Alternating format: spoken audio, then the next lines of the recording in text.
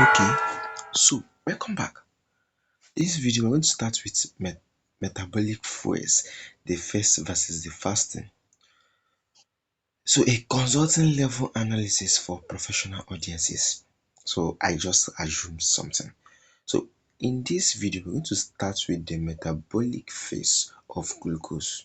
So we're going to go ahead and compare the fed state with the fasting state. So let's start. The daily energy and micronutrient balance.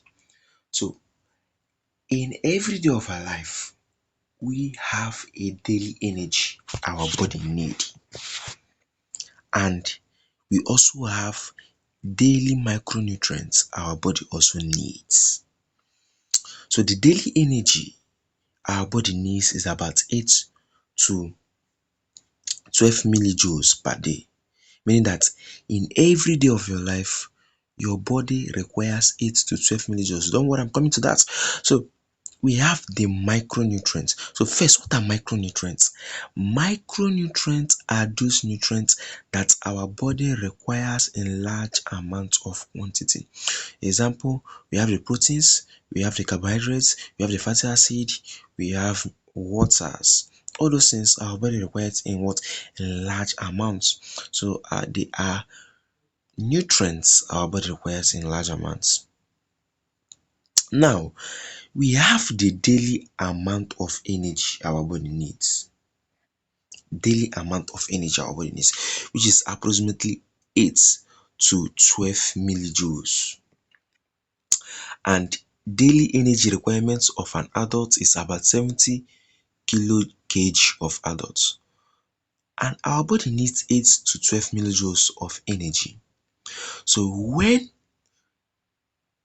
less than 8 millijoules of energy is provided in a day, our body undergoes another series of complex process to provide the energy you require. And when our body have more than these 12 millijoules of energy per day, our body also undergo complex processes in order to store the remaining molecules, the glucose molecules and the rest, in order to use them later whenever our body or the food we ate cannot bring up to or provide up to these 12 millijoules of energy required by our body. So micronutrients fuel sources. We have the micronutrients and their fuel sources, and the body requires about 40 to 60% carbohydrate. So in a plate of meal, your body requires 40 to 60% of proteins, 40 to 60% of carbohydrates. Example of carbohydrate: rice, bread, rice, bread, etc., maize, so many other things.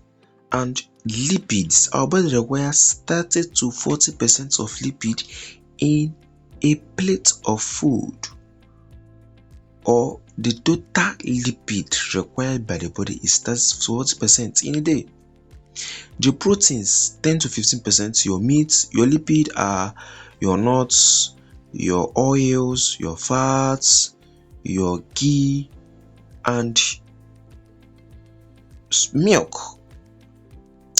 Your proteins are sometimes milk, your proteins are beans, your proteins are egg. So the body, for you eating a balanced diet, or for you to be more healthier, you have to consume a food, or the total amount of food you are consuming should range from 40 to 60% of carbohydrates, from 30 to 40% of lipids, and 10 to 50% of proteins for you to be normal.